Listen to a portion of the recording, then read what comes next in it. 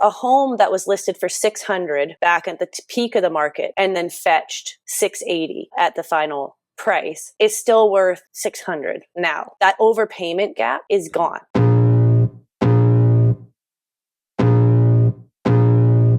Welcome to the Tom Storey Show with Steve Karrasch and Tom Storey, where we discuss everything real estate or whatever else is on our minds.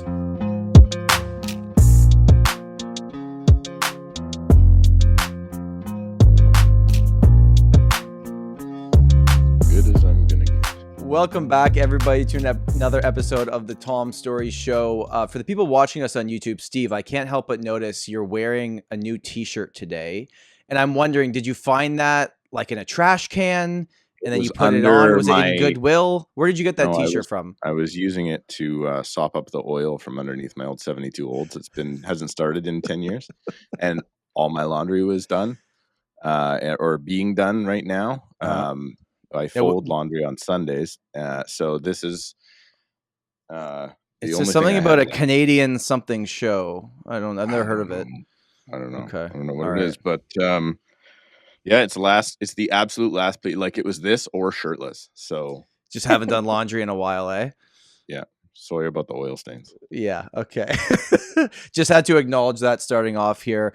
Today's guest is Chelsea Mann. She works for Engel and Volkers, which I always probably say the name of that company wrong, but I'm trying my best. That was okay. All right. Yeah. Past president of the Association of Interior REALTORs. You work and live in Kamloops, BC, which Steve has told me, as someone from Ontario that doesn't know anything, that's like a 3-hour drive from Vancouver. Is that kind of how far you guys are? Well, welcome to the show. Thank you for being here. And it's nice to meet you. We've met each other for 5 minutes so far, and I'm excited for you to be here. So maybe let's just start with kind of your background, how long you've been doing this. You got into the association side of real estate as well. Now you're back to just, hitting the pavement with clients and that kind of stuff, but organized real estate. So what do people from this listenership need to know about you? So I was pretty much born and raised in Kamloops. Got here, I think, when I was 2. So I've lived here my whole life. Been in real estate since 2006. Got into organized real estate in 2019 as a director. Went through the process, ended up being president in Kamloops here. And then we amalgamated 4 associations together and became the Association of Interior REALTORs. Went through the process there, through the presidency. Now I'm in my last year just kind of helping out. And, you stay on just to kind of help the next person along. Okay. So past president, you stay on for another year as the new person's coming in? Okay. Yeah. And then I'll stay on with the government relations team moving forward, and then perhaps throw my name in the ring for BCREA. Oh, interesting. All right. Yeah. We've had Brendan on the show a few times to give us good news about rates coming down at some point in time. Yeah. So I hope he's right about that. So maybe just for me to understand this. So on the association side of things, do you get paid? Are you a volunteer? Are you selling real estate? Is it taking away from your actual business? How does that work? So I would say the first time around, I didn't notice too much of a difference in my business. But that being said, it was, 2021. So yeah. Okay. So business was just kind of great. So that wasn't an issue. This time around was a lot more time spent on the road. And so it did take away some, but what you get back in experience and just knowledge of the industry that you wouldn't have otherwise was pretty priceless. Yeah. And you get a small stipend. It's not like a paid position, but there's like a little bit there. It doesn't cover even one deal lost really, but right. Steve, you've started volunteering your time. Are you still doing that? I'm back at the Fraser Valley board. Surprised they haven't kicked you out by now. I'm surprised I got a phone call back. I was really shocked, but trying to keep it to a minimal, trying to give back a little bit. But I'm on the back on the committee that helps try to suggest who the next directors should be. So it's like a big interview process. Nominations. It's as eye-opening a process as I've ever been through. When you have like a nominating committee and you start interviewing people that we want to put forward as possible good representatives, it is unreal. Unfortunately, we are also bound but to not discuss those things publicly. So Yeah. it is an interesting thing. And if you're a realtor and you want to understand what your competition is one, and then how the industry works from the back end, join your local board. Volunteer for your local board or association. Steve, I thought we were clear that we are only doing things outside our business that we could talk about on the podcast. So they asked me, do you want to run for director? And there's like certain terms that like you run through. And I was like, don't agree with that. Don't agree with that. Don't agree with that. I'm like, no, I don't. But I don't want to. One of the things is like, I think if you want to be a director, once the like board of directors comes to an agreement, everybody has to go out with the same agreement. So even if voice. It's called one voice. It's how all governance works, right? Every level of government, all that stuff. And I was like, if I do not agree with something at the table, I cannot go out and tell everybody I do agree with it. So I was like, I am the wrong fit here. And I understand why it works and like you learn about it, but it's eye-opening to another level. Okay, here's where I want to start this episode, Chelsea. We've had the housing minister on Ravi on the show twice now. I was hoping we get him for a third time, but Steve's been very vocal about his disagreement. I'm curious, in Kamloops, where you are, has Ravi's announcements on tenancy and I mean, like the list is long of everything. Yeah. What's been the reception like from the real estate community where you are? I think very similar to everywhere else. These announcements are broad brushed, not consulted. I mean, especially being from actually the association side of things where we do speak with government and we really try to help. We know things need to change and we know policies have to be in place. Like there's no stopping that, but to try to form something that might actually work instead of, it just coming out and then having to be changed immediately or all the unintended consequences. And it just seems like, I was trying to come up with an analogy and the only thing I could kind of think is it's kind of like killing a spider by burning the house down. That's actually really good. Yeah. So that's just kind of how it all feels. And it's the confusion, the level of confusion for agents, for the general public on what everything is supposed to mean and what you can do and what you can't do. And when none of it makes sense, it just leads to so much of a worse result than anything. And unpopular opinion here, but I do give grace to the people who are trying to make these decisions and, coming together to try to find solutions, because it's not easy. And you're always going to come up with people who aren't happy with what you're doing. So I do try to not just be like, oh, everyone's a bunch of idiots and no one knows what they're doing, because everyone is trying, but the problem is so incredibly layered that each little, like there's pieces of each thing that make sense. It's just never a full picture. And there's always like, but how did you not think of this happening? How did you not realize that people aren't going to be able to hold their mortgage rates and they're going to remove conditions off their home and have to wait 4 months and then the rates go up? I mean, we're in a down rate environment right now, but in any other kind of environment, now they're in breach of contract because they can't get their financing. How is that not thought of? I just don't get, like, we've talked to so many people in the industry side of things, and even just in BC, where no one has yet said to me like, oh, we were consulted about anything. So Are they just sitting in a room with people that have no real idea how the industry works and saying, this sounds good, and we don't talk to anybody? Or are they just talking to people that we don't know?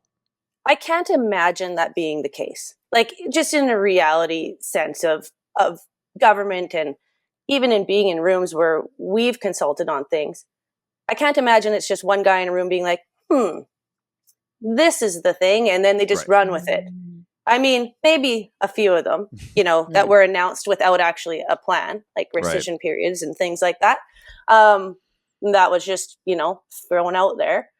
But Written into law without the law being written, by the way. Exactly. So there is some of that for sure, because it's all politics. Mhm. But I do think that there are good people who are trying to, it is a housing crisis. It's a real thing. There does need to be work done to create a solution. You know, the tenants do have rights that need to be protected, but not at the sake of everyone else's rights at the same time. Mm-hmm. Right? 100%. There's got to be some bits of happy medium. And how about we focus on punishing the people who are actually breaking the rules? You know, what about you can prove if there's been a bad faith eviction, make it a way higher penalty. Yeah. Make it so that, you know, 3 strikes you're out and now you have rent control on your properties. But why would you do that to everybody when there's so many good people who are providing homes for others that they wouldn't have opportunities for otherwise? Then you just have no landlords. Then what? How did the short-term rental restrictions impact your market? Oh. So I would actually say in Kamloops itself, I don't think it's had a giant impact. We didn't have a ton, but where we did see a big difference was in places like Kelowna, because they had purpose-built Airbnb buildings. Yeah. They were purchased that way. They followed all the rules. Mm-hmm. They had all the proper everything. So they were people even bought them. Financed that way. They were even financed without CMHC. They had to get commercial mortgages, not residential mortgages, which are higher rates and different stuff. Yeah, and so people bought into those, you know, at a premium because everyone knew that they could make good money on them, and those weren't grandfathered in. And so now those buildings as well, they're not built to be long-term living accommodations. Some of them, the bedrooms don't even have windows because they're more like an apartment, or a hotel style, right, where there's inner units, which is okay for, you know, your short-term rentals, but it's not okay for someone renting as long-term. So now what are people supposed to do with them? They're like virtually unsellable. Is that happening? Are they just sitting on the market and none of them are moving? Yeah. It's really tough because who's going to pay the money that the original purchaser paid when they also can't do anything with it? It's funny, Tom, you bring up Airbnb. Shout out Steve Soretsky in the Looney Hour. I was listening to it on my way home, not far from driving by Kamloops, by the way. Coming back from Cannon Lake this week. So I listened to the Looney Hour, and Steve Soretsky broke down all of the Airbnb stats in relation to how it's going to fix housing. And the stats that a third party, not Airbnb, came up with was something like 106,000 units nationwide could be opened up to Airbnb. So this is like not like a basement unit, but like I have a condo or a separate property. Right. So the Airbnb ban opens up 106,000. That's if every jurisdiction outlaws them. 106,000. So then he's like, let's go against the immigration numbers of 1.2 million per year for now 2 years in a row and continuing. And he's like, so you have enough housing if you bring that up as a one-time fix, single time fix of 100,000 units, which is like 250, 300,000 people per quarter right now. Yep. So if you really wanted to fix it, which one's easier? Stop the amount of people or have this one-time Band-Aid solution, which grenades some of the market. I don't think it actually grenades the market. But let's go back because I'm wondering. So I guess we should cover what changed since my last rant. Can I just jump in on this quick? Yeah. For the thinking of the Airbnb ban, it's also just easier to say properties that already exist to turn them into long-term rentals or put them on the market than build 100,000 new ones. So housing starts are now, I think, under 200,000 again for this year. So, and then you're still just ramping up, and they're like, oh, we're going to cut back on the temporary foreign workers. It's like, guys, it doesn't matter. Just like the foreign buyer ban. What does it matter if there was 100,000 purchases in a given year? It wasn't 100,000. There's no way it was that much, but no, it was at max, I think 6% one year. So whatever that number is, if all of the people that were just foreign buyers before are just now considered Canadians. It's like, what's Yeah. the point, right? Like it's a silly patch, which is actually a worse situation than we had before.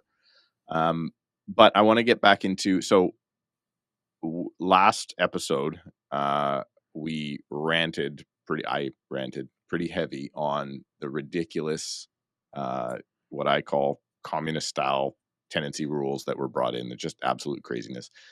And now there has been a backtrack. There has been official backtrack, not nearly the backtrack that there should be. But this is kind of what I think government does. They push the envelope really hard. And then when they do go too far, they go, okay, we just took 10 feet. We'll give you back 6 inches. Right. So that's basically what's going on. So what they have done, what they announced is, if it is a home sale to a purchaser, that purchaser will occupy the unit, then now we're only 3 months notice. Hey agents, a clean and easy to manage real estate website is a must. Go to realtyninja.com/Tom right now and start your site totally for free and pay nothing until you launch. And then when it is your time to go live, you will save 20% off of your entire first year just for signing up at realtyninja.com/Tom. So instead of 2, we went to 4. Now we're 3. That allows the financing to go ahead. As long as there's no holdups, or you don't. As long search as there's too long. no problems, or the tenant doesn't dispute, or all of these different things, right? Is it 3 months from firm date of sale, or is it 3 months from the beginning of the next calendar month? Next calendar month after firm sale. Because we're 2, but it's really 3, because if you sell it halfway through the month, it's 2.5, right? Yeah. So it's still longer than 90 days. Let's do the example on this. It is, as of recording this, we're August 15th. So I firm up a sale today. And my seller client serves notice tomorrow, August 16th. Yeah. They serve notice through the web portal, whole nother problem. Supply contract of purchase and sale to the tenant, which is a whole nother problem. They're saying that's been removed. I think they changed that as well. I haven't seen the announcement yet. I've heard rumblings, but they're very good right now at keeping some of the announcements under the rug, because of the privacy concerns that's there, that they were like, oh yeah, that probably shouldn't be supplied to the tenant. But as of today, because this new change hasn't come in yet, you still have to supply the contract. So if you were serving notice today. So either way, the effective date is September 1. Right? If I don't serve notice till September 1, it goes another full month. That's the same as our market with our 2 months. Yeah. So now we're September, October, November. December 1st is the earliest somebody can move in if they're buying a tenanted property. Actually, today is not that true. It's actually January 1 today. It's when this rule comes in next week or whenever. So you would actually not want to serve notice right now. You would want to wait. Right. Then you have to also give a free month's rent to the tenant, right? If the tenant decides to leave early, by the way, they don't owe you rent, and you still have to give them the 3 months rent. Like, there's all these crazy rules that go on, but they didn't change it for owner occupiers moving into the unit themselves. So this is only for the purpose of a sale. So now think about this. I've bought a condo. I have lived in my house. I'm going to downsize. It's time for me to give back my 4,000 square foot home with a basement suite to the world for the family and a rental downstairs. I'm going to go downsize. I'm going to create more housing by selling that property, by the way. And then I'm going to move into the condo. I can't now sell my place because I've got the same problem, right? Because I'm moving into the condo myself and not selling the condo. I still need to figure out this 4-month notice thing. So it's just so many layers that just get overlooked, right? If they would have scaled everything back till 3 months, I would have been like, listen, they just took another inch and we're never getting that inch back. But now they're still at this crazy level. Here's my question for Chelsea. What does this mean? Now that this is in effect, how does the market react? Like, Steve can complain all day, and I think a lot of it makes sense. They do complain all day. Right? So now what happens? So I would say the sellers of tenanted properties are affected because it's going to make it difficult. It makes it less desirable to buy that home, especially for a first-time home buyer. It was already difficult before. You're just already adding to it. difficult. Yeah. And so it also, as we were kind of getting excited about a little bit more inventory hitting the market than we'd seen for a long time, it's now re-minimizing it for a lot of people because they're not going to even bother with properties that have tenants. It's not going to happen. So we're minimizing that for them again. It's a lot of confusion. Like there's going to be a lot of people who are taken to task tenancy board wise. Now, they may not be doing anything wrong, but the tenants themselves are even so confused about what their rights are at this point because they were this, now they were that, now they've switched and it's okay for this person, but not for that person. I just had a scenario where we're trying to work through this for a purchase and the seller decided to talk to the tenant about a mutual agreement to end tenancy, right? Which is not a notice. So it doesn't matter who's moving in. It doesn't matter what they do with the property at that point. The tenants need to know that the compensation is not awarded in that situation unless it's agreed upon between the tenant and the landlord. But it's mutual, so agreed upon. But then that tenant potentially talks to someone else who said, "Hey, that's not how it's supposed to go. You're supposed to get this. You're supposed to get that." Now they're all confused, thinking that the landlord did something wrong when they didn't, and it's just causing a huge mess. So I think that it's just going to make it a lot more difficult.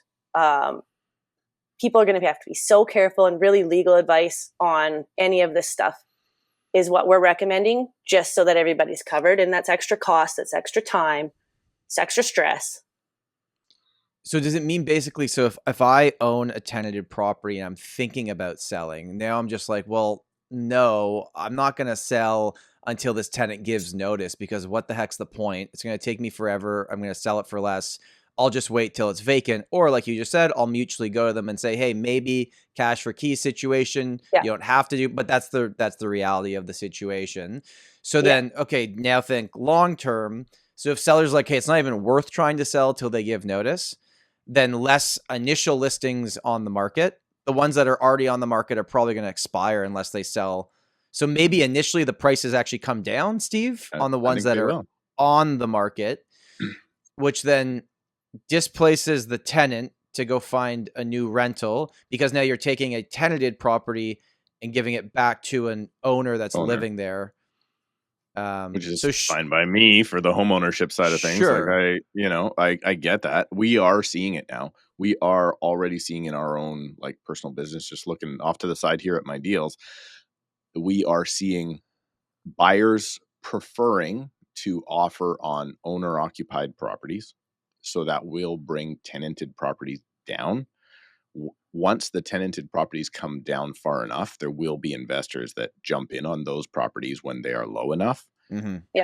Or there will be first-time buyers that live with mom and dad and like, hey, I can't pay the 20, 30 grand extra for that one. I'm gonna take the tenant occupied one. I'll deal with the problem. And then you're gonna start seeing probably some displacement. I think for home ownership, this is actually probably a great move. Selfishly, it's probably a great move. Just for my own business, because I have so many first-time home buyers. We talked about that last time. Yeah. I don't know. It's all misguided. It's all crazy. It's all going to be harder. Tom, I sent you that quote I found on the government website about listing agents requiring in BC now to be at every single showing for any tenanted property, no matter what, even if the tenant doesn't mind. The listing agent has to be present. Is that whose rule is that? Yeah, that is the government of British Columbia. A little known. I have not seen that. Nobody knew about it. Nobody knew about it. I just sent. Steve can't quote to Tom. Steve can't say the response I gave to him to learning that information on the show, but I was shocked. I'm shocked. Think about this. I won't say mine.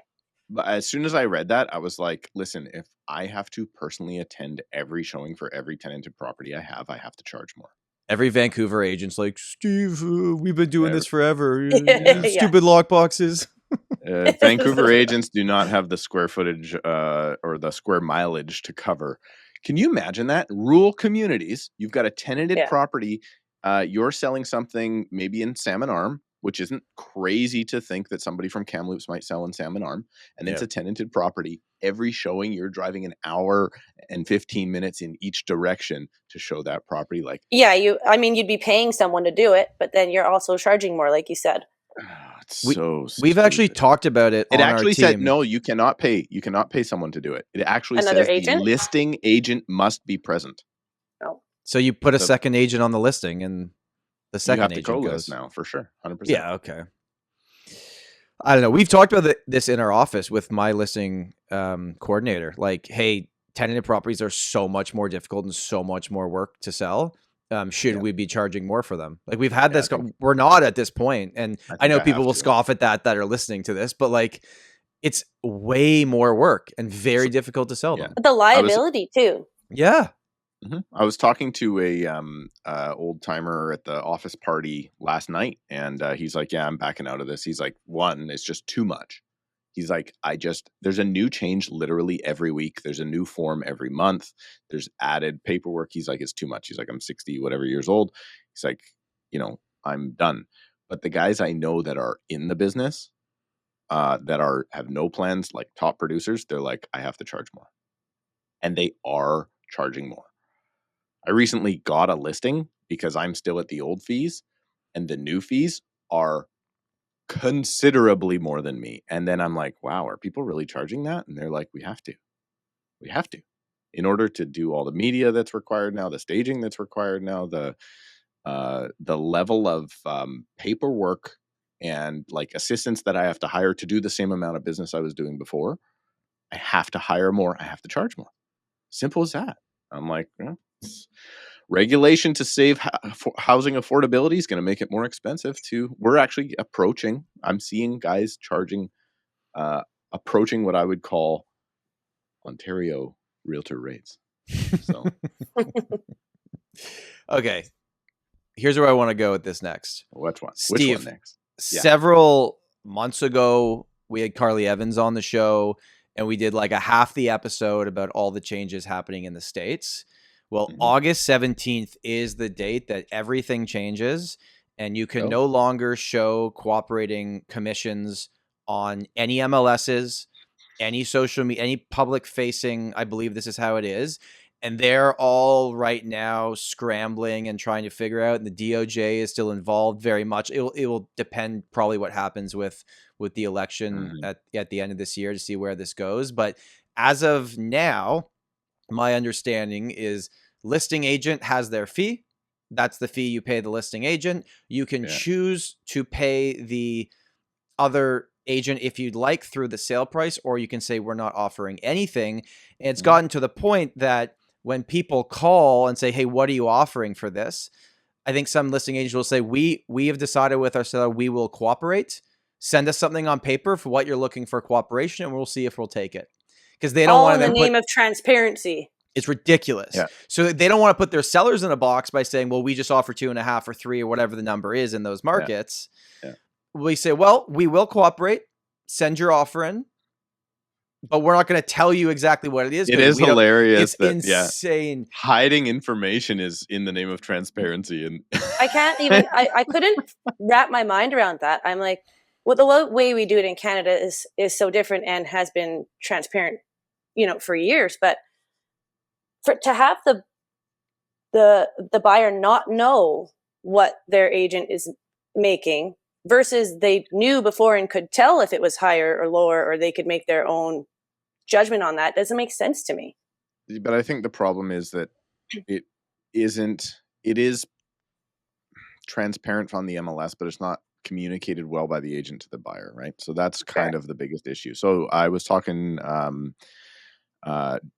to John By, and I said, what's going on? And he's like, Washington State is not a part of NAR. Oh. So, I'm seeing that happening. he's like, they're thinking about it, but right now it's all regular. And then, BAM, I don't know who's on BAM doing that content about that right now. It's Byron. It's all Byron. No, it's a new guy. Tom Toole? I just said I don't know, Tom. It's one of those two people. It's I don't recognize the guy, but he broke it down, and he was talking about a BAM article that was written, I guess, and in Colorado, something like, because in Colorado, Jared James is who you're talking about. You have to do a buyer's agreement to see the property, to see a property, just to view it. Yep. And their complaints to the real estate,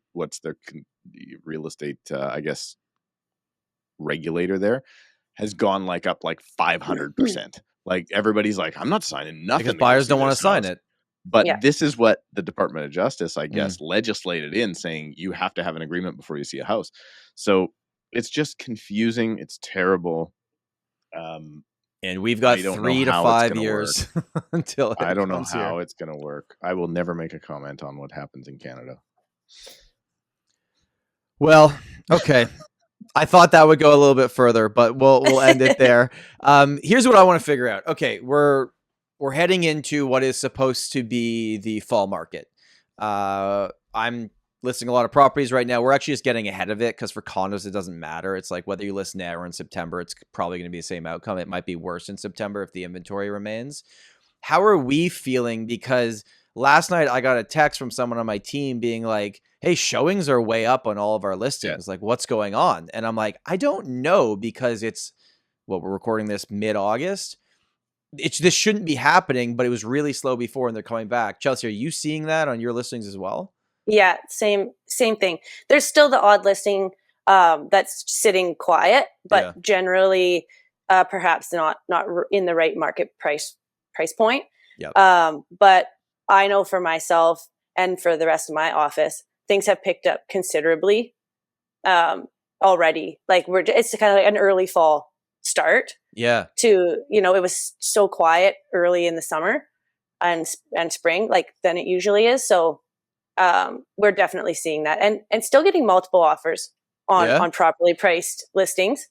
If you've got something that's a nice piece of property and you're pricing it well, you're going to get multiple offers. They aren't going to be $80,000 and $100,000 over your asking price, but you're going to maybe see 2-3 offers on something and get a little bit over.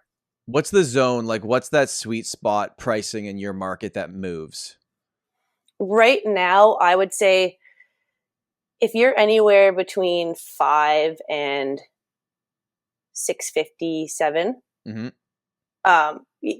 it's a nice property and it's well priced, that's what people are looking for. And in Kamloops, anyways, single family is the number one priority. Yeah. We've moved a little bit towards the townhome type style because you can still fit a family. The condos, it's tough. We're really slow on the uptake of the condo market because we don't have a Vancouver downtown or a Toronto downtown kind of lifestyle. Kamloops is super spread out. So that walkability, that type of lifestyle thing doesn't really apply here as well. So, maybe for some seniors and things like that, that might be an option. But even for them, they've lived in a single family home. They don't want to downsize that much. Generally, I have a lot of older people are like, oh, I would never live in a condo. I need a little yard. It's different. And in that type of condo, like they would never live in a 1,200 square foot condo. Is that the size of them, or are they getting smaller where you are too? Smaller than that. Oh, okay. Yeah. Like 800 maybe. Okay. Yeah. Like a 1-bedroom I have listed right now, 677 square feet. For tenant, landlord, or homeowner insurance policies, go to squareone.ca/the Tom Storey Show. Use the link in the description. Save $20 when you start your free quote right now. And what's that price point? That one I have at $365. Yeah, see that in our market would be $600,000. Yeah, and that's right across from the university. But I will say that one's getting showings though. Right. And Steve, your high end, or not high end, I guess, but like detached houses are still sluggish, but townhouses are flying and condos are coming back, or what's going on? Yeah, it's been all over for sure. I came back from vacation to offers on my desk that I had to negotiate, and it was a crazy first day back. And I was like, I didn't think these would be the listings that were selling this week, but they are. It's crazy though, because I was working through one listing And it was like, there's nobody's looking. Nobody's looking. And so we're working with the seller, and it's like, okay, what do we do with price? Because if we bring it down, does anybody even come? Right. And we did bring it down. And then it's like, still nobody's coming. And the thought is, well, okay, if I bring it down again, is anybody going to come? And I was like, well, you know what? At this point, I know in the back of my mind, it's always price, right? If I could offer you, if I could offer you a house today at $10 million, how many would you buy? Probably none. If it was worth 50, I'd crowdfund the money. I'd find a way. But if I offered you a house at $1, how many would you take? Everyone that you could. So it's always price and condition, all that stuff, but that's all related to price. So we're sitting there, and it's just like not a lot of activity. And then we do another price drop, and it's like off to the races. Open house, packed. Calls, booked, private showings, multiple How much offers. did you go down? How much did you go down from where you were? I will not disclose that at this current time. Maybe next week's episode. But okay, percentage-wise, how much did you go down? Well, we ended up with multiple offers, and everybody wanted the property now. So the politician answer there. Yeah, I cannot. Go on. I can't go there right now. I wish I could. Maybe next week. But there's it's all price. It's all price, because as soon as we found that spot where buyers were looking, they all showed up on the same day. Yeah. We were a little bit higher before. We weren't out of the realm of negotiation before, but nobody came. And then we go, so it is a strange time. It is a time where you phone a listing agent, and they're like, by the way, don't bring me anything that's, not $20,000, $30,000, $40,000 over the asking price, because we don't really have a real price on our listing, and those properties don't get sold. And then we have good offers on good properties, and there doesn't seem to be a lot of folks going out there doing the hard work, trying to do their lowballs right now. There is lowball opportunity out there right now.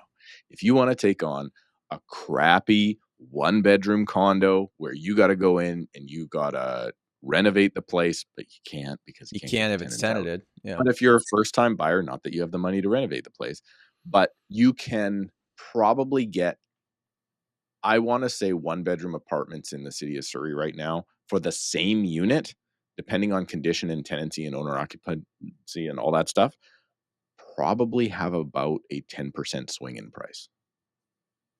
Sorry, so, owner versus tenanted. All that stuff. Condition, okay. All that stuff. But let's say you're looking at a $500,000 unit. There's a really good chance there's the same unit in worse condition for $450,000. Or you're looking at a 440 unit, there's that exact same unit for $400,000. There's a 10% swing in condition, paint. Like I said, tenancy is a problem.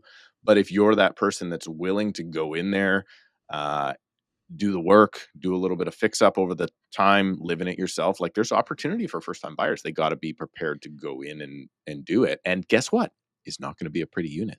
Are first-time home buyers active right now for you, Chelsea? Yeah, always. Always. So they didn't disappear when the rates went up, because they've really fallen off in our market.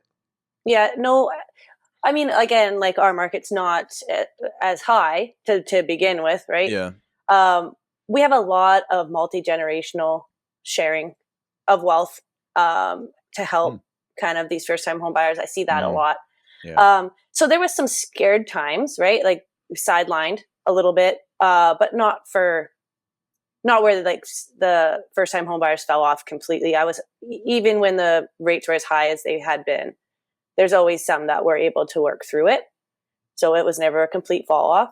What I was going to mention is a lot of the listings, not a lot, but the listings that I have or that are out there right now of people who bought in 2021, 2022, those are the tough ones, because it's not like, at least here, prices didn't drastically reduced, in this correction. But what did change was a home that was listed for 600 back at the peak of the market and then fetched 680 at the final price is still worth 600 now. Yeah. So that gap, that overpayment gap is gone. So then when you're coming back with those people, they're coming back around and they want to sell, they feel like they're losing money. Well, they are, but the market value didn't change of the property really. They were just willing to pay that much more at that time, and they had to if they wanted to get it. So those are the tough conversations, and those are the ones where price really does matter to them, because they know where the price would be to get the most action, but it's not feasible for what they've spent. Because everyone in their mind just thinks, I just want to find a way to break even, and I'll wait to break even. That's just like, we're conditioned that way, I feel like. Totally. And so it's like, if they paid 680, it's worth 6. They might say like, well, can we try it at 725 to start, just to see? And then you start slowly getting down, and then it ends up selling for 6, depending on how close you got, or how long it took to get there. But nobody wants to just go out at that number. And if you took the chance and priced it somewhat, under what they were hoping to get, but you could find that sweet spot, then like what happened with Steve's, you end up in multiples, and you can get closer to the number you really wanted in the first place, because that action is there. People aren't picking it apart so much. But I guess that number 2, that sell now number to price it at to move, it's like you also kind of mentally got to be prepared to take that. If it doesn't create the action that gets you a little bit more 100%. Than maybe you were. There's no guarantee on it. That's for certain. But still, for us, the only properties that are really kind of, I want to say, like negative values right now are probably like still this November 2021 to April 2022. Everybody else is not bad. Doing okay. Yep. Not bad. You guys will probably find this funny. The last week I've been on 3 listing appointments for houses, freehold properties. And previous to that, the 2 weeks before, I'd probably been on like 8 for condos. My God, I felt so much better coming out of the house meetings, because if they had bought in 1920, they have made money. And all the condo meetings were just like, this is the number that breaks us even. I either think this is realistic or not. What do you want to do? So I was delivering not great news for a long time. And then I had a few this week that I could deliver reasonable news. And felt a lot better about it. You think your first-time buyers have fallen off just because the stuff that is in the affordable range is just not livable, fun stuff that people want to live in? No, that's not it at all. I honestly think the first-time home buyers have fallen off because of the stress tests and rates. Like, I really think that's it. Because yes, I know where you're going to go. Let me just finish. You do. Yes. See my notes. No, I just knew. I just know you. Yes, the prices are the same right now for that first condo that you would have bought 4 years ago, but maintenance has gone up, taxes have gone up, and mortgage rates are so much higher. So it's not the same price. It's the same purchase price, but the cost is so much more. I did math yesterday on a listing that was for $800,000. And it was like, okay, well, what's the minimum you could put down on it, which was like 6.8 something % based on how it does the math on the minimum down payment. And a 25-year AM mortgage at 4.6, being like reasonable with the numbers, was $4,200 a month on that property. And then you add in the $500 maintenance fees and then the taxes. And that's a 2-bedroom condo in a good building that I actually think is priced correctly in today's market. And I know that's the minimum down payment. That's $5,000 a month. You could rent that condo for $3,000. It's just so much more expensive. Then you're putting $2,000 a month in the S&P, right? Is that what you're doing, Tom? No, well, then if you really want to break this down even further, and you look at the amortization on the mortgage and run the numbers, putting down the minimum to get that property, you're probably 90% interest. for the first 5 years of that mortgage. Yeah, but that's almost every mortgage. I know. Well, at these rates it is. It used to be. I remember when mortgages used to start at the beginning, it was like at least 50-50, if not 60-40 principal to interest. Way back in the day of 2021, Tom? Like, come on, get out of here. So I remember my trying to remember who told me this. I want to say it might have been my stepdad, where he was like, after my first year of mortgage payments in whatever year it was, he went to the bank, because he had to go back to the bank in those days, in the late 70s, early 80s, or whatever it was. And he was like, I paid off $12 of principal in my first year. Now, the houses were only $70,000, $80,000, whatever, back then. Oh, but that's when the rates were 18%? 10, 12%, Yeah, whatever. He's like, I paid off $12 worth of principal in the first year. So that's... Did the value go up, though?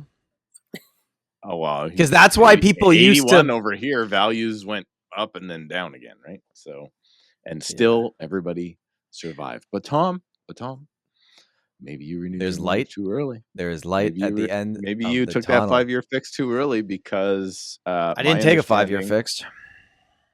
Whatever you took, it was too early. Too early. It's always too early. Whenever I do something, things get better for everybody else, is what I've learned. Well, thank you then. Yeah, appreciate it.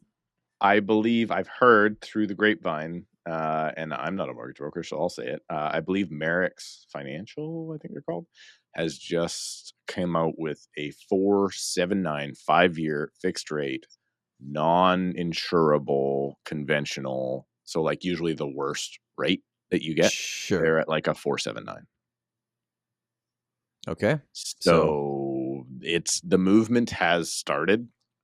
I think that's all shown with like everything that happened with the Bank of Japan and the US likely heading towards a cut, and Canada probably heading towards another cut, proving us all wrong with our earlier predictions this year.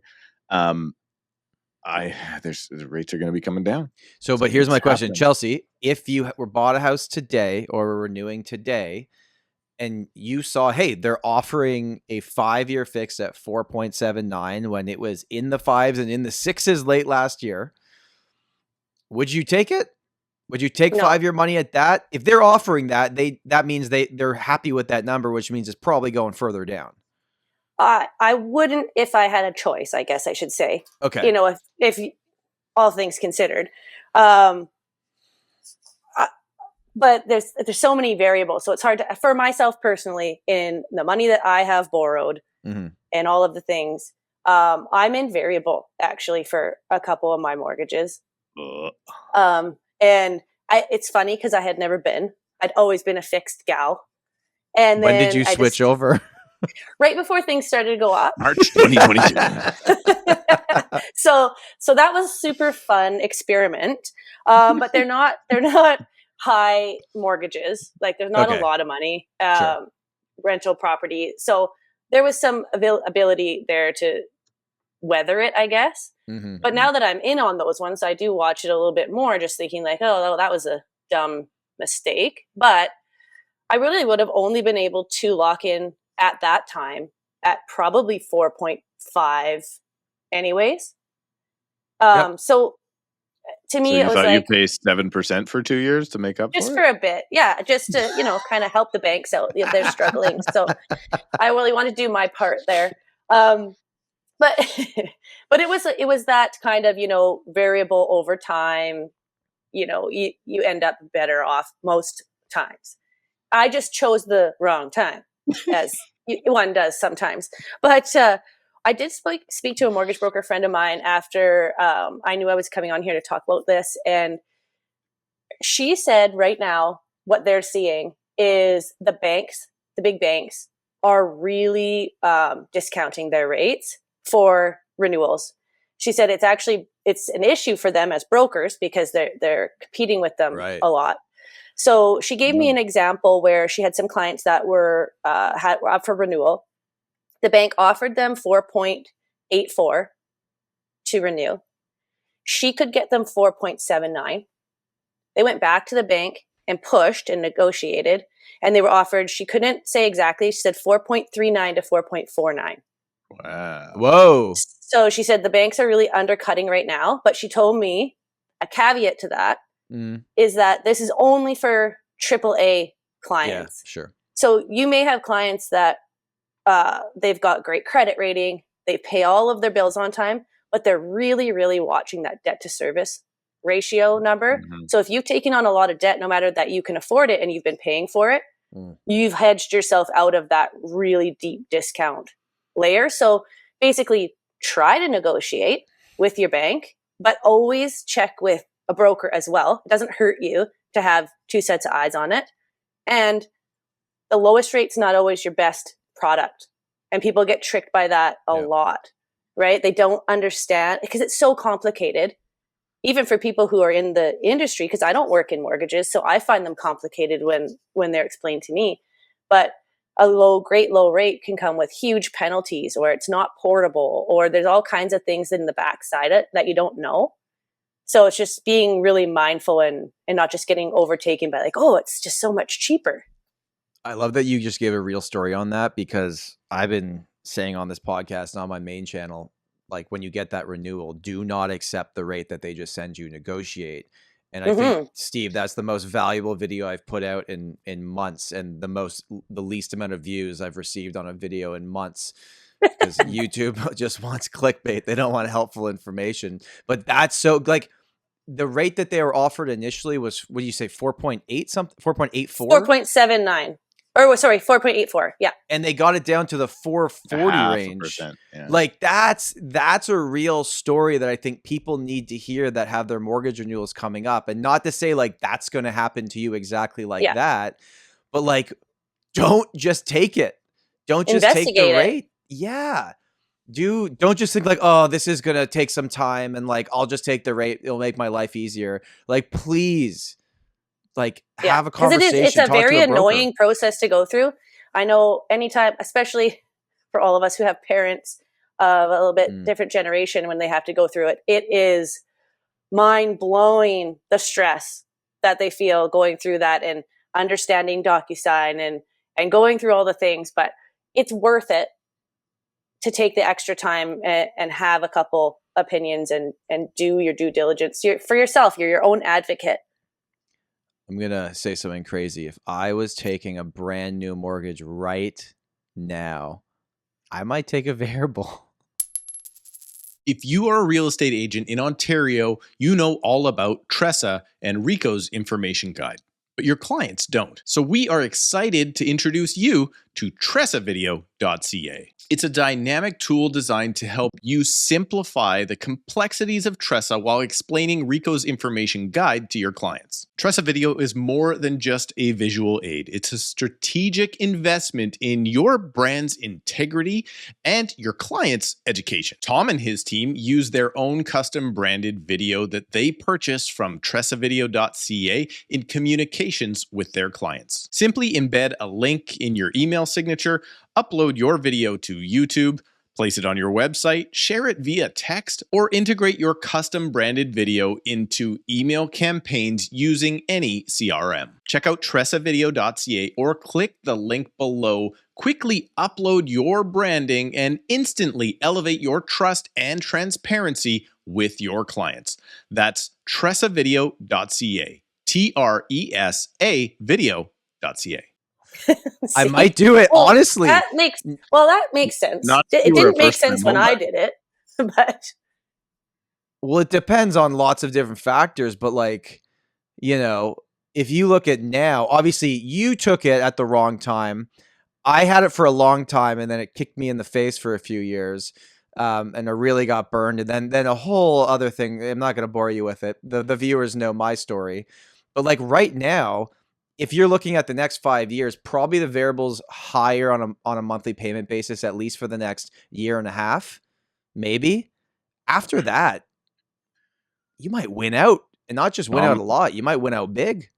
Tom, that's not advice. I'm talking for me right now. Can the fixed rate guy come in and just remind you that my two mortgages are at 1.89% and 2.75% right now? Can I just Two of remind mine you? are as well. So I can be on both sides. I've got 2 low ones and 2 variables. But Steve, if you So- were, when yours comes up for renewal, would you March next year? consider a variable if you're? If I'm it looks like Bank of Canada's. I'm actually considering making a move, not a move in-house, but making a move financially. And if that happens, I may float on a variable for a year, but it's for other reasons other than that. It depends. I guess we'll see where we're at. We still got that bet with Nolan that I was going to be at 4, 5, 9 or less. And he picked the over and I picked the under For when you come up for renewal? for when I come up for renewal. Oh, I think it's gonna be. Oh, it's gonna be close by then. It Yeah, might be it might be under. I mean, we just heard someone just got a 4.4. Although I also with an institution that traditionally has higher rates, so we shall see. But it's going to be tempting. It's going to be interesting to see, and No pun intended. it's definitely going to be a wild ride. I do not want to talk about the next subject that I put in there, Tom. I don't even know what you put in there. I put in one about the CBC story and the people not paying their rent. Well, I feel like we've spent so much time. We don't need to do it. We don't need to do it. I do want to talk about what I see all the time now in BC. It's a thing. Tom Storey, you told me it is not a thing in Ontario, and I'm sure in Kamloops it's probably every friggin' deal right now for Chelsea, and that is, how about them subject to sales? I'm only moving if I get that subject to sale. Tom, how is this not a thing in your market? Just to correct you, I did not say it's not a thing in Ontario. It's very much a thing in Ontario. It's not so much a thing in Toronto. Okay. Is it just culture around it? Like, what's the deal? I guess the Toronto market was hot for so long that I just don't think people even really know it's a thing. Or even when markets cool down, sellers are like, no, we know that's not something we want to take on. Mm-hmm. So I don't know why, but I get calls all the time, even if I'm not representing them on the sales side, where an agent in another market outside Toronto calls me and says, hey, we got an offer on our property here. They said they have to sell a condo. It's in this building. Can you tell me if that building's moving? So they're trying to get intel on, is this one worth taking? But you guys are still like, that's very normal, is getting offers with subject to sale? Very. Not only normal to get the offer, it is most of the conversations I'm having with sellers right now are like, okay, we want to buy this house. And I'm like, cool. Can you buy it? And we run through the numbers and they're like, oh no, of course it's subject to sale. And I'm like, you guys don't understand what that means. You don't understand that a condition of sale offer, first of all, success rate, 10%, maybe. And then all of the different steps. They're like, what do you mean? If I get my offer accepted there, the seller can boot me if they get a better offer. They're like, what do you mean? Then I can't sell. And I'm like, yeah, that's what you're up against here. So we're putting them together. We're starting to see strings. Yes. So like this person subject to sale, that person subject to sale, that person subject to sale, that person. That always ends well, right? Well, it's going to do, it does a couple of things usually. Usually it goes this way. Everything goes and it's just like we knock down the dominoes and there's 10 happy people out there and everybody's happy. And we just did one of those last week. Chani on my team crushed it. Took her a month and a half to get it together, but it came finally. And then there's another scenario where every single place would move if the bottom guy could get too much money for their house. Right. So as we go along, as long as everyone in the string reduces their price by the same amount, eventually you're going to find the last one and the first time buyer comes in and knocks them all down. But it's usually the last guy in the string that won't reduce their price. So everybody down the road can't reduce their price and it doesn't come together. People just you are the weakest link. Goodbye. And that's it. Like there's just a whole bunch of people that are like, I'm not moving unless I get the perfect house. And I just say, okay, well then you're likely not moving because unless you can afford 2 homes, you like a subject to sale. We will do the work. We'll put it in. I'm just telling you, it's like the success rate is. And you're giving up your negotiation position too. All of it. And you're giving yourself higher levels of disappointment because you think you snagged it. when you really didn't.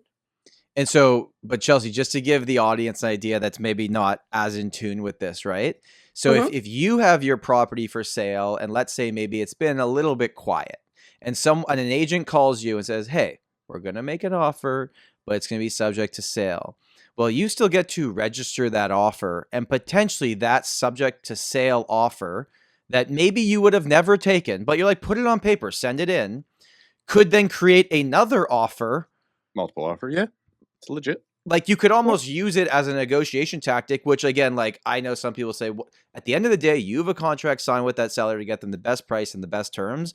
And if you can use that subject to sale offer, even if it's not the terms they want, to get a better offer, you're doing your job for your client. Well, so and with the time clause that you put on it, allowing the seller to continue to market their home and accept other offers, I never really have a problem accepting it on a seller's behalf. A subject to sale. I don't find that it's really detrimental to the listing personally, because the property can still be shown like normal. Offers can still come in like normal. They just have to give 48 hours notice to the previous offer to either do it or don't. Yeah. And then the new offer goes in place. So I don't feel like it's negative. On your system though, when it's sold conditional on subject to sale, does your system say still new for the listing, or does it say sold conditional or pending? It would still say active. Okay, because that's where I think in the Toronto market, that's a different thing, because when we're sold conditional, we're supposed to update the listing. And when it says sold conditional, you just get way less action when it's sold conditional. So maybe that's part of this thing as well, why it's less likely here. Because we don't have that. It would restrict you a lot more in Toronto by taking your property off for that period of, not off, but like less people book showings on it. But I will tell you, I use a different tactic with my sellers who need to sell. So this kind of came about during COVID when everything was so crazy. Subject to sales weren't even being looked at that time. Like more like Toronto, like you didn't even bother. You couldn't. So I don't know who came up with it or where it came from, but we started implementing a seller subject. So we encourage people to list their home. And then if you get an offer, you can accept it subject to you confirming either a purchase or sufficient accommodations for yourself, because rentals are also not easy to find. Yeah. So especially in that market where the buyers were fighting for the property, they were like, sure, I don't care. Yeah, take all the time you want. We just want to make sure that we have a place, but you can take all the time you want. And I'm using that still frequently now, because in Kamloops, everyone got used to it. We just did the one that was successful that we put together. So Tom, here it's called subject to the seller arranging suitable accommodation. That's the clause. And it's funny because they all realize that if they accept an offer on their place while they have a subject to sale on the new place, and then you get bounced on the new place, you don't have an out of your old place. So now you're homeless again, right? So like these are all the things that people don't consider. I personally absolutely love accepting them. And the reason I love accepting them is they give permission to the new buyer, the next buyer, to pay that much for the home. Fair. So somebody else has found value, right? So if you write a subject to sale offer, you have a high likelihood of getting bumped. Or if you're not bumped, it's because you paid way too much for the home and nobody else is willing to pay that much for the home. So that's kind of the issue. And now you've got a declining market. So you've paid, say you paid July 1st for a home and the market's come down 80 grand in detached in the last 2 months. Well, now you're secured back to old pricing, right? So it's a disaster. People do them. We should do them. From a Toronto agent. Okay, you've accepted a conditional offer subject to sale. The next person comes in and sees the property. You're allowed to tell them what the price was? No. You're not allowed to tell them. So then how do they know when they're they don't know for sure, but they know that there was a reasonable close enough that the seller would accept. Okay. Or if you write your offer and they accept an offer with you subject to booting the other one, right? Sure.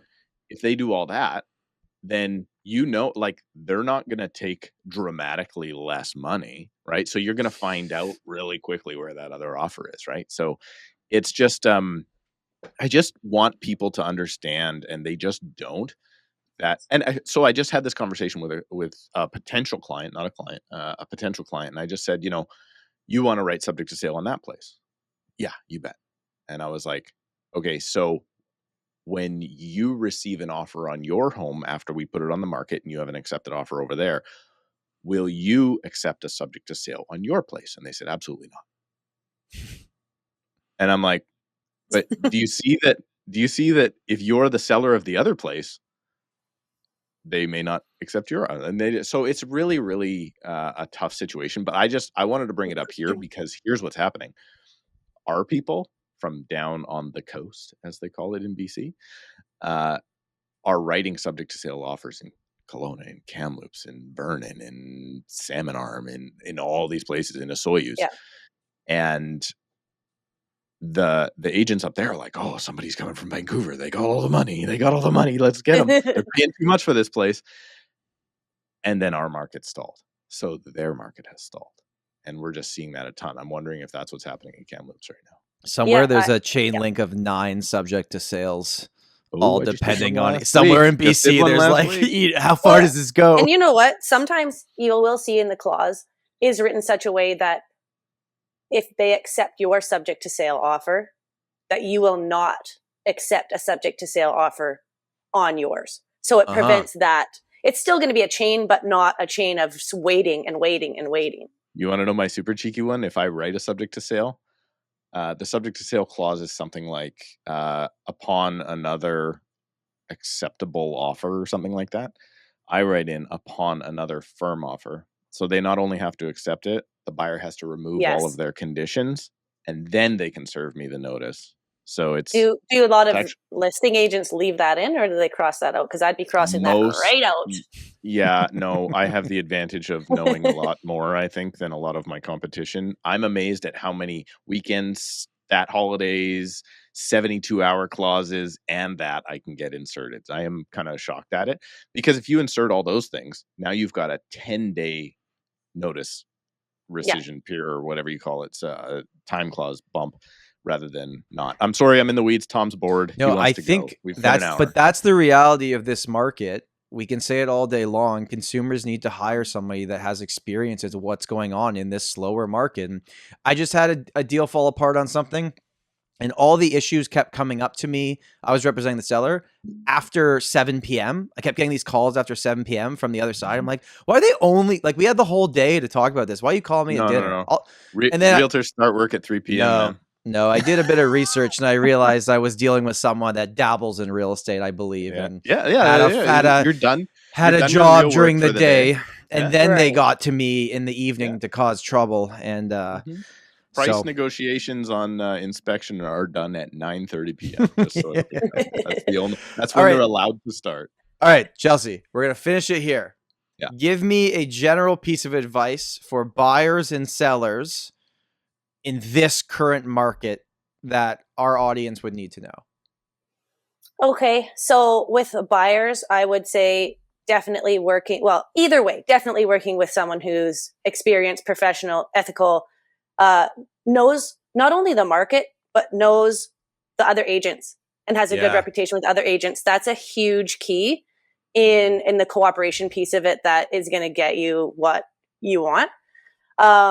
Sellers, it really is time to sharpen the pencil on your pricing, and doing those little things like staging and making your front entrance look nice and they make a big difference, because there's a lot of crap out there right now for listings, which is another reason why things are sitting. A lot of offloading of properties that have not been well taken care of, that maybe they don't want to deal with anymore. So if you can make yours stand out in that way, and pricing, like we said earlier, price, it really does make the biggest difference. And with buyers, they're coming into, a better rate scenario, more choice, but with the rates coming down, the competition's going to go up. Prices probably in the same. So I would just say, get out there now. Don't wait. There's good deals to be found. You just have to, like, as Steve said, be willing to put a little elbow grease in. Like, you can't expect to just be going in and it be perfect. There's going to be a 30-day period at some point in the next 6 months that the demand is not back, but the rates are getting lower and stuff is still sitting, and you could snag a really good property before things change, and no one's going to do it, and they're just going to wait for the prices to go up anyways.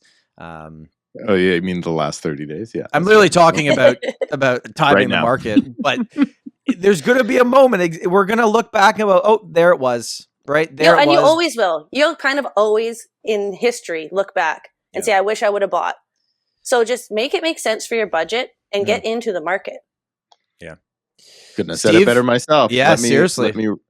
Chelsea says you have to work with an ethical realtor. I'm going to wrap up with this. I just took my ethics course yesterday. The ethics course.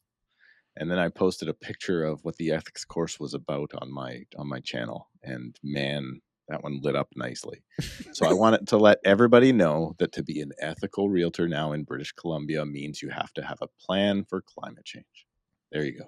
That's what treating clients right is all about. Making sure you have a plan for climate change. Well, Steve, what if you sell a property right on the water and the shoreline is going to erode? That was not in the course. Okay. The course, the Make Work project that they have brought out for our training is unreal. Don't worry about the contracts. Don't worry about agency. Don't worry about none of that stuff. Climate change. And just caring about it, by the way. Caring about climate change. You don't have to do anything about it. Yeah. Yeah, no. You just have to take the course and Chelsea, for your sake, I'm glad Steve waited till the end to bring that up, because if that was in the middle of this, he would have gone an hour on that, and we all would have had a nice little nap. Thank you so much for being here. For the people that are watching and listening, is there a social media website to check out you and your team? So mine is just the Engel and Volkers Kamloops website, and you can get to me through there. I've got Instagram, Facebook, Chelsea Mann Realtor is basically how you can find me there. We'll put everything in the description of the show notes. And Steve, I'm assuming once you're done this, you're going to take that shirt off and throw it in the garbage where you found Canadian real estate show sucks. Or if you're going to put it in the wash, it's probably a t-shirt that only lasts one wash anyways, right? It's kind of going to pull the collar and just not top quality, you know? I'm going to wipe with it later on. Oh my God. All right, let's just say you're gonna wipe my your car. counters. It's an oil rag. What were you thinking? Okay, I'm gonna wipe my car with it later on. Thank you, everybody, for watching and listening. Hope you have an amazing day, and we'll see you next week. Bye. Bye.